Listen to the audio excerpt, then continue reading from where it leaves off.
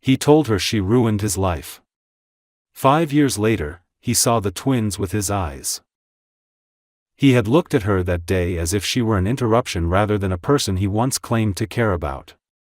The office around them was polished and cold, glass walls, chrome edges, a skyline outside that glittered like a promise meant only for him. He stood near the window, hands in his pockets, jaw set with the confidence of a man who believed the world would bend rather than demand he bend with it. His brown eyes were steady, dismissive, and sharp. When he spoke, his voice held no hesitation, no tremor, no struggle.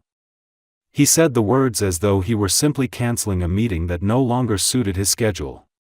"You ruined my plans." The sentence struck harder than if he had yelled. Lana had come to him that day with hope, not as some naive girl expecting magic, but as someone who believed two people could face something unexpected together. She had practiced the conversation over and over, imagined every possible reaction, but none of those versions included this. She stood with her hand lightly resting over her stomach, not noticeably pregnant yet, but feeling the certainty of the life growing inside her like a soft pulse beneath her ribs. She had pictured him stepping closer, asking questions, needing time to process. She never imagined rejection delivered with the efficiency of a business transaction. The silence stretched between them, thick and heavy, filling the wide office in a way even the city outside could not drown. Lana swallowed, but the movement felt painful, like trying to breathe with a stone lodged in her chest. "I didn't ruin anything," she managed, although the words were quiet, thinner than she wanted them to be. She didn't want to cry in front of him. Not here, not now. Her voice tried to be steady, even when her fingers trembled. Life doesn't follow plans. Sometimes things happen we don't expect. Sometimes. He cut her off with a slight raise of his hand. A gesture of control. A gesture she had once found composed, admirable even. Now it felt like a door slamming shut. "I don't want this," he said. Not cruelly. Not angrily. Just coldly. Indifferently. The lack of emotion hurt more than anger ever could have. "I have a path. A direction. A timeline. This doesn't fit. You don't fit." The words stole the air from the room. Lana blinked, but no tears fell. Not yet. Her heart was cracking, yes, but the pieces had not fallen apart. Not while she still had strength to hold them.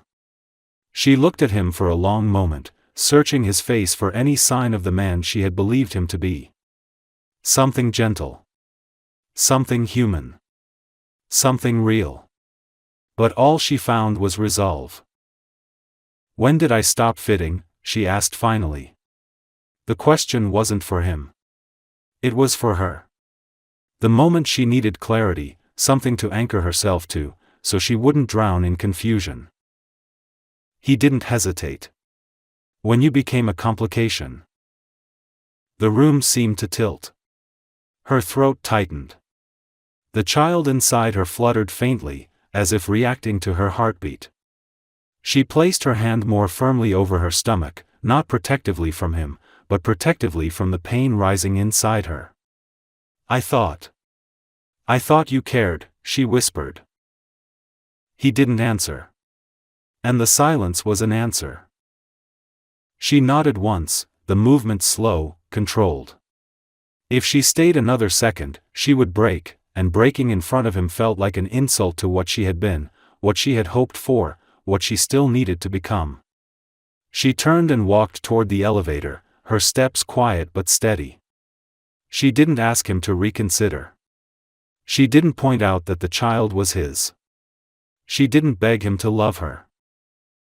Because love does not survive where there is no room for it. Outside, the city wind bit sharply at her skin.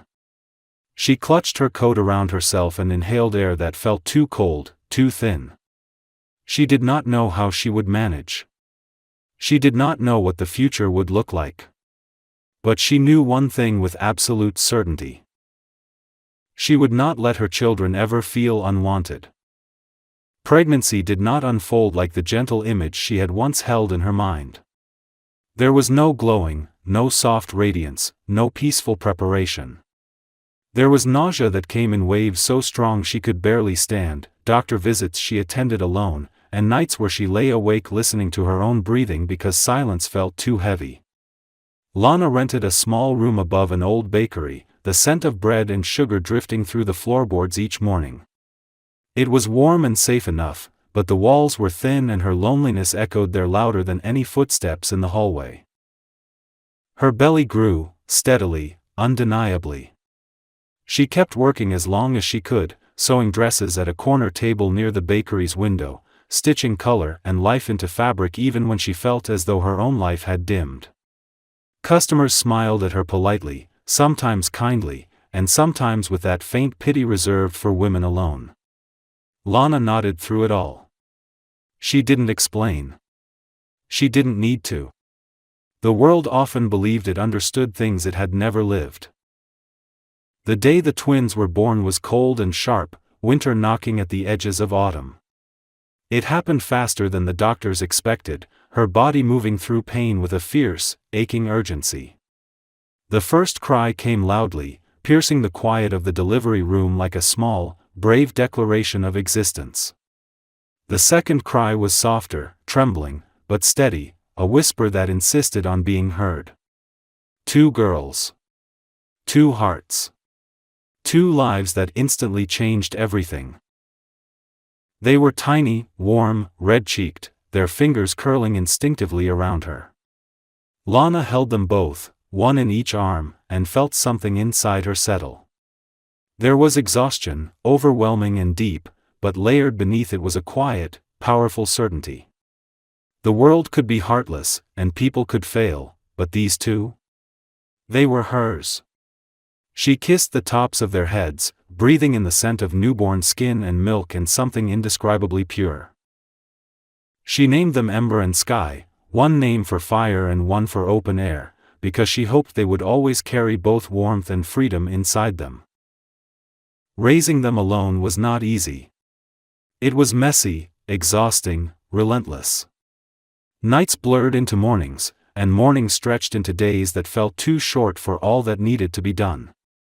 Lana learned to balance one baby on her hip while feeding the other, learned how to function on an hour of sleep, learned to quiet her own fears because the girls needed her calm more than her tears.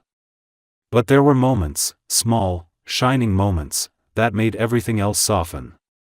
When the girls laughed for the first time, their tiny hands reaching for each other. When they fell asleep curled against her sides like 2 small suns. When she realized that even though she was tired down to her bones, her heart was full in a way she had never known possible. The years passed gently and fiercely at once. Ember and Sky grew into children who understood sharing without instruction, who held hands when they crossed the street, who giggled in unison at jokes only they understood. Lana worked when they were at preschool, sewing commission dresses in the warm light of her little workroom. She budgeted every dollar and made meals stretch farther than logic allowed. It was not an easy life, but it was a life built with care. She never spoke of their father. And the girls never asked, not yet. They were too busy discovering snowflakes and crayons and the way raindrops raced down windows. On the 5th winter morning since their birth, the wind outside was sharp enough to sting their cheeks as they bundled into coats and scarves. They trudged through the snow toward the bus stop, Ember holding Lana's left hand and Sky holding her right, their boots making soft crunching sounds with every step. The air smelled of winter, clean, cold, quiet. They stood near the bus stop sign, breath visible in clouds. The girls began chatting about how the snow sparkled like stars had fallen, and Lana smiled at the metaphor, at how beauty came naturally to them. She didn't know that on this ordinary morning, on this ordinary street corner, her past was already turning toward her. She didn't know that in just a few minutes, a car would slow beside them, a window would lower, and a pair of brown eyes, eyes that matched her daughter's, would finally recognize what they had never expected to see again. She only felt the cold, the weight of two small hands in hers, and the quiet strength of a life she had built from the ashes of heartbreak. The car approached slowly, tires whispering over snow, its dark paint reflecting the pale winter sky. Lana didn't notice it at first. She was focused on adjusting Sky's scarf, making sure her neck was warm. Ember was kicking lightly at a mound of snow, humming a tune she had made up. The street was quiet, and the moment felt ordinary, one of those small, forgettable mornings that blend into memory. But then the car stopped. Not rolling past, not searching for parking. Stopped. Lana felt the shift before she even looked up. That strange prickle of awareness, like the air had changed shape. The tinted window lowered, and the past looked out at her through a familiar pair of brown eyes. For a heartbeat, Lana didn't breathe. The world did not stop, but it slowed, thickened, like time hesitated between seconds. She recognized him instantly. His hair was slightly longer than she remembered, swept back in a style that made him look older, sharper. His expression, however, was not the cold certainty she remembered. Instead, there was something raw, something stunned, something unraveling. Ember noticed the car then, and being 5, she turned wide-eyed curiosity toward him. She tugged on Lana's coat lightly. "Mama, someone's looking." Her voice was small but bright, unaware of the gravity settling around them. Lana finally found her breath, though it was thin. Her heart pounded with a rhythm that was half dread, half something she didn't want to name. She didn't look away. She didn't step back. She simply stood, her daughter's hands in hers. His mouth parted slightly, as if he meant to speak but the words tangled. When he did speak, his voice was quieter than she remembered, almost unsteady. "Lana." He said her name like it surprised him, like saying it out loud made everything real. She held his gaze, though she could feel her pulse in her throat. She didn't want to speak first. She didn't want to offer anything. The silence that stretched between them was heavy, filled with 5 years of everything that had not been said. Sky blinked up at him, her eyes reflecting his own. It was unmistakable. It was undeniable. A child does not lie with her face. Ember stepped closer to her sister, as if drawn by instinct to remain connected to what mattered most. They looked up at him with open curiosity, innocent, unguarded, unaware of what their existence meant. His eyes flicked from one girl to the other, and Lana watched understanding dawn across his expression with something slow and devastating. It was not a moment of simple realization, it was a collapse. A shifting of everything he had known about his life. His breath caught, chest rising then faltering. The shock on his face was not theatrical, it was the shock of a man who suddenly saw the consequences of a choice he once believed had no cost. He stepped out of the car, the winter air catching in his lungs. He moved carefully, as though afraid any sudden motion would break the delicate reality forming in front of him. He didn't come too close. He didn't reach out. Instead, he stood a few steps away, snow crunching softly beneath his shoes. "Are they?" His voice cracked slightly. He tried again. "They're mine, aren't they?" The question was unnecessary. It had already answered itself. Lana felt her jaw tighten. Not in anger, but in memory, of the day he had chosen himself and left her to choose survival. "Yes," she said simply. No bitterness. Just truth. The girls looked between them, sensing something important but not understanding it. Ember whispered, "Mama, who is he?" with the frank curiosity of a child who is unafraid of answers. Lana did not look away from him when she answered. Her voice was steady, though her heart was trembling. "This is your father." Sky tilted her head. Ember blinked. And he closed his eyes for a moment, just long enough to reveal how deeply the word struck. He opened them again, and the shock had not faded. But in its place, something else had begun to form, something fragile, painful, and real. 1,000 things hung suspended in the cold air, apologies unsaid, regret too heavy to speak, fear of what could not be undone. But beneath all of that was something quieter, something that came from somewhere neither of them expected. Recognition. Not just of the girls, but of the life he had walked away from. The bus arrived then, brakes hissing. The ordinary world continued, indifferent to the moment that had just rewritten them all. Lana did not know what came next. She only knew that nothing would ever be the same again. Snow continued to fall as they walked toward the small cafe across the street, the twins holding onto Lana's hands, unaware that their lives had just been split into before and after. The cafe was warm, smelling of cinnamon and freshly brewed coffee, a stark contrast to the sharp cold outside. They found a corner table where the window fogged with the heat of the room. Ember and Sky climbed into their seats, legs too short to touch the floor, their boots dangling as they looked around with curiosity. Lana helped them unwrap their scarves and mittens, brushing snowflakes from their hair. She moved slowly, deliberately, as if holding the world steady with her hands. He sat across from her, but it was clear he had no idea how to begin. His posture was rigid, shoulders tense in a way that spoke of someone used to control, to structure, to certainty. Here, control meant nothing. He kept looking at the girls, then back at Lana, his mind working at a pace that showed in every shift of his expression. He looked like a man confronted with a mirror that showed not only himself but everything he had once denied. The waiter arrived, smiling warmly, and took their order. The twins asked for hot chocolate, speaking over each other in excited bursts. Lana ordered tea. He said nothing, staring at the menu without seeing it, and finally whispered that he would have the same. When the waiter left, silence settled again, but this time, it was not the silence of absence. It was the silence of truth pressing to the surface.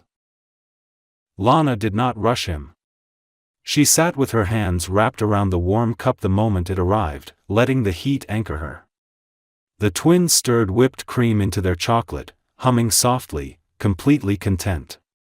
He watched them, his face softening in a way that startled her. It was not the softness of romance or nostalgia. It was something deeper. Something like awe. "Why didn't you tell me?" he asked finally. The words were quiet, almost fragile. Lana expected anger, accusation, disbelief. But there was none of that. There was confusion, regret, and something like grief. She looked at him evenly. "Because on the day I needed you most, you made it very clear that I didn't belong in your plans." She didn't raise her voice. She didn't inject emotion. The truth didn't need emphasis. "If I had told you, I would have spent every day waiting for you to walk away again." His jaw tightened. Not in defense, but in realization. He didn't argue. He didn't try to explain. He closed his eyes briefly, and when he opened them, there was something stripped bare inside them. "I thought I knew what my life was supposed to be," he said, voice low. "I thought success meant being untouchable. I thought responsibility was a cage. I thought love was something that would slow me down." Lana listened. She didn't interrupt. She didn't soften. "And now?" she asked. He swallowed, the motion slow. "Now I see my own eyes staring back at me," he said, looking at the girls again. "And I realize what I lost before I ever had the chance to understand it." The twins continued sipping their hot chocolate, not realizing that they were the center of something vast and trembling. Ember leaned into Sky, whispering something that made them both giggle. The sound was bright and full and alive. He watched them, and his shoulders lowered, not in defeat, but in surrender. Not to Lana, not to the past, but to the truth. He had missed 5 years of scraped knees and midnight crying and first words and first steps and birthdays with small homemade cakes. 5 years of laughter he never heard. 5 years of love he had not known he needed. "Lana," he began, but she lifted her hand gently, not to silence him, but to slow him. "We're not going to solve this today," she said. Her voice was calm. "You don't get to step in and claim a role you walked away from without understanding what that means. The girls don't know you. They don't know what a father is. And I won't let their hearts break because yours finally opened." He nodded, the acceptance quiet and real. "I don't want to take anything," he said. "I only want to earn the right to be here. However long that takes." Lana looked at him, really looked, and for the first time since their reunion, she saw not the young man who had chosen ambition over love, but the man learning what love required. Outside, the snowfall continued, soft and steady, covering everything in white, as if the world was offering them a clean surface to step forward on. Not forgiveness. Not yet. But a beginning. He did not disappear after that day.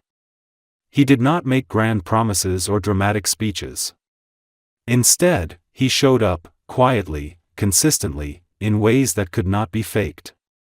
At first, it was small things.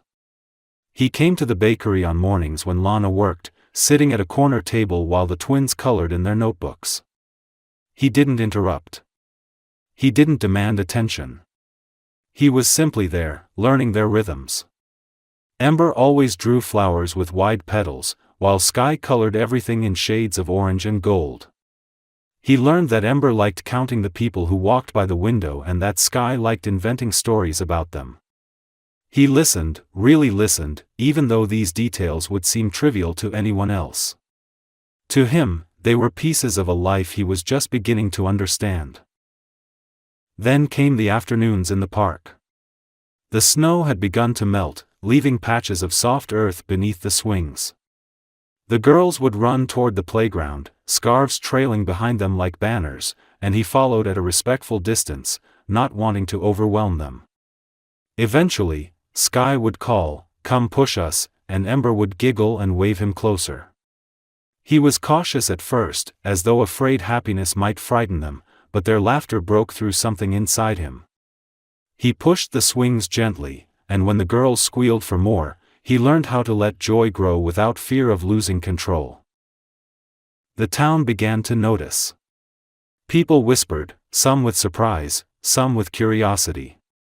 They had known Lana for years as the woman raising her children alone with quiet strength. And now the father had appeared, not entitled or demanding, but trying. Truly trying. Lana ignored the whispers, they were just noise. What mattered was the girls. And the girls were blooming like spring flowers. Ember had become chattier, telling long stories with her hands. Sky had begun asking questions about everything: why snow melted, why the sky changed color at sunset, why some leaves stayed on trees while others fell. Their world was growing, and Lana watched, heart tight and wide at the same time. But healing is rarely simple. Some nights, after the twins had fallen asleep, Lana lay awake staring at the ceiling.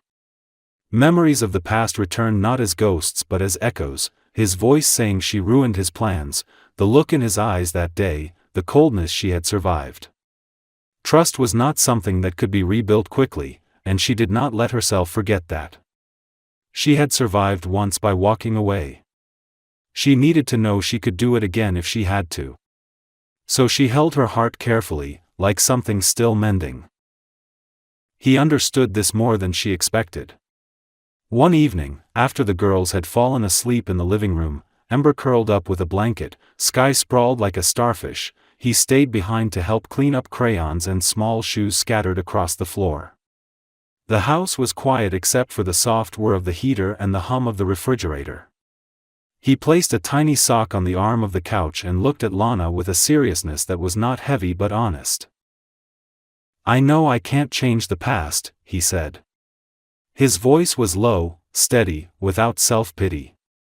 And I'm not asking you to pretend it didn't happen. I was selfish. I thought strength meant choosing myself above everything else. I thought vulnerability was weakness. I was wrong. Lana didn't answer right away. She rinsed a mug in the sink, the warm water running over her fingers. She felt his words settle into the space between them, not demanding a response but offering something instead: accountability. She turned and leaned against the counter, arms loosely crossed, not defensive, just present. I'm not trying to punish you, she said after a moment. But I need to move slowly. Not for myself. For them. He nodded once. I'll move at their pace. And at yours. Even if that means waiting. There was no desperation in his voice. No push.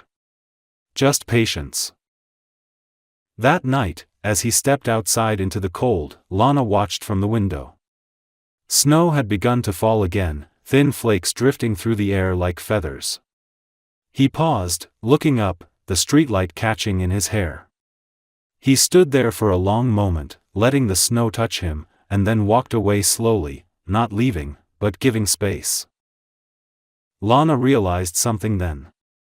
She was no longer afraid of him hurting her in the same way. The real fear now was different, the fear that he might truly have changed. Because if he had, she would have to decide whether she was ready to open a door she had sealed to survive. And the hardest part of rebuilding love is not the forgiveness.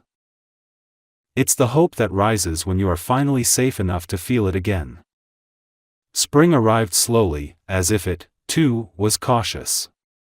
Snow receded from the sidewalks in thin, dissolving sheets, leaving behind damp earth and the first timid blades of green. The town seemed to stretch and breathe, waking up after a long, cold sleep.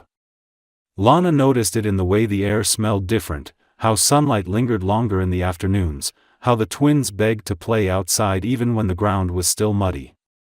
Change was subtle, gradual, but undeniable. He was part of that change. By now, he had become a presence woven into their days. Not constant in a way that overwhelmed them, but consistent in a way that built trust. He picked the girls up from preschool when Lana had extra work. He repaired the wobbly kitchen chair no one else ever had time to fix. He began learning how to braid hair, though his first attempts were uneven and lopsided, causing Sky to laugh and Ember to announce that it looked like a bird's nest. He laughed with them, not embarrassed, not frustrated, trying again until he got it right. Sometimes Lana watched him when he didn't know she was watching. She noticed the small details, how carefully he listened when the girls talked, even when the stories were long and childlike, how he knelt to look them in the eyes instead of talking down to them, how he gave each of them attention without comparison, recognizing them as two people, not just a matching pair. She noticed the softness in his expression, the quietness in his posture. These were not things that could be performed or rehearsed. These were the signs of someone learning to love without expecting anything in return. But healing was not a straight path. One evening, Lana found herself overwhelmed, not by exhaustion, but by the past rising too quickly. The girls were asleep, the house was quiet, and suddenly everything felt heavy. She went out to the back porch to breathe. The spring air was cool, damp with the promise of rain. She pulled her knees to her chest and stared into the yard where the grass was just beginning to return. She didn't hear him approach at first.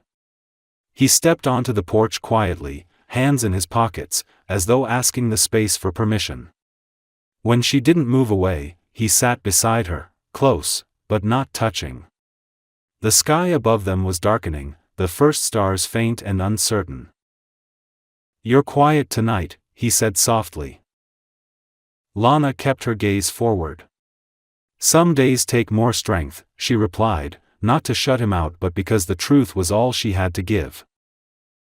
He nodded, accepting the words without probing. Silence settled again, but not the heavy silence of years ago. This silence was shared, breathable. After a few minutes, she exhaled. It's hard sometimes, she admitted. Not because of you now. But because of what you were then. I survived that version of you. And some part of me is afraid he could return. His breath caught, though only slightly. He turned his head to look at her, expression honest and unguarded. He won't, he said. Not as a promise made to convince her, but as a truth he had learned through losing everything. That version of me didn't know who he was. He thought power meant standing alone. But I've seen the cost of that now. And I don't ever want to be that man again. Lana let the words settle.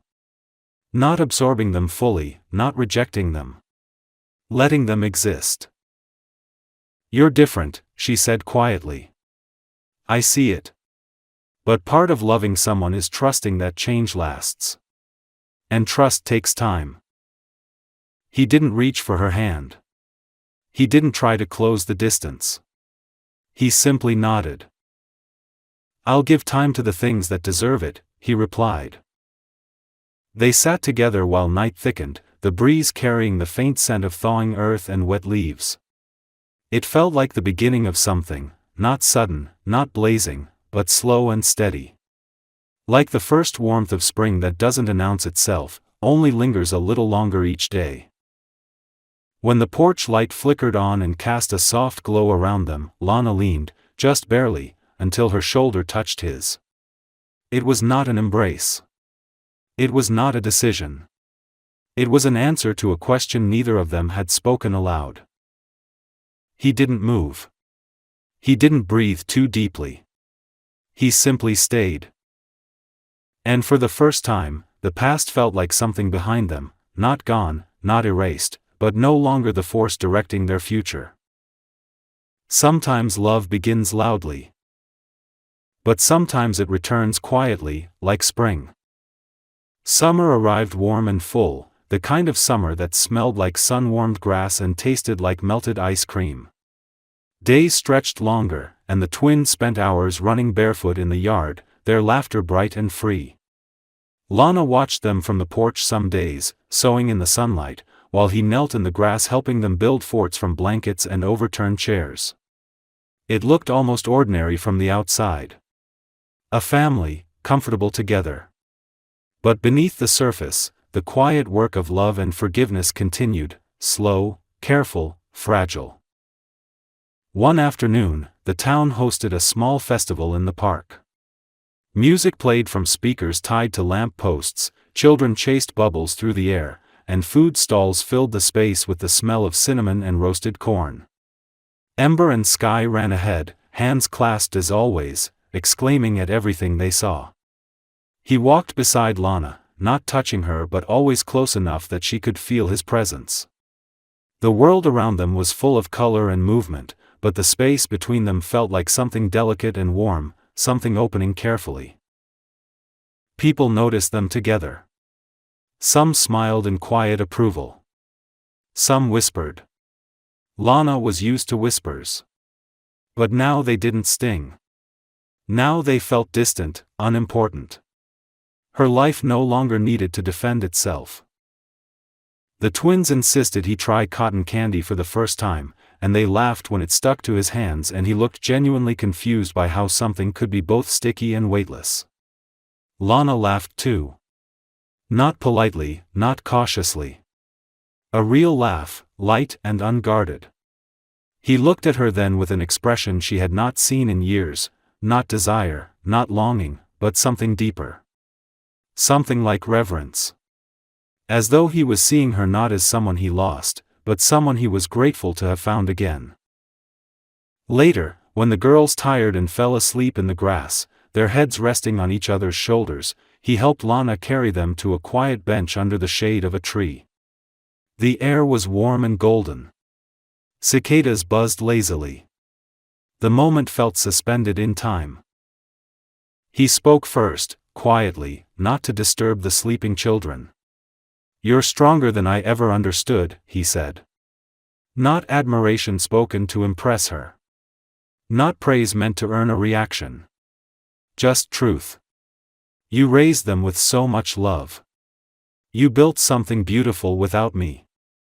I'm grateful they had you." Lana's heartbeat shifted, not faster, just deeper. She studied his profile, the softened edges of him, the sincerity in his voice. She thought of the man he once was, the one driven by ambition and fear of vulnerability, and the man beside her now, who seemed willing to kneel in grass just to make two little girls laugh. She ran her fingers lightly through Ember's hair as she spoke. "I wasn't always strong," she said. "There were days I thought I couldn't do it. Days I cried when they couldn't see. Days I wanted someone else to carry the weight with me. But I learned strength because I had no choice." He nodded, his expression pained but steady. "I know I can't undo the past," he said. "But I want to help now. Not because I feel guilty. But because I love them. And because I love you. I don't expect you to say it back. I just want you to know." The words hung there, not heavy, not demanding, but offered gently, like an open palm. Lana felt the old wound inside her stir, not because it reopened, but because it was finally being met with something that might heal it. She didn't answer right away.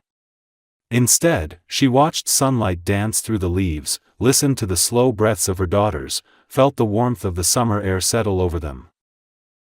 "You're right," she said softly. "You can't undo what happened. And I can't forget it. But I see you now. I see the way you are with them. I see the effort you make. And I see the way you've changed." She turned her head and met his gaze. "That matters." He exhaled, and it sounded like relief. They sat there for a long while in silence, but it was a good silence. A growing silence. A silence that made space instead of closing it.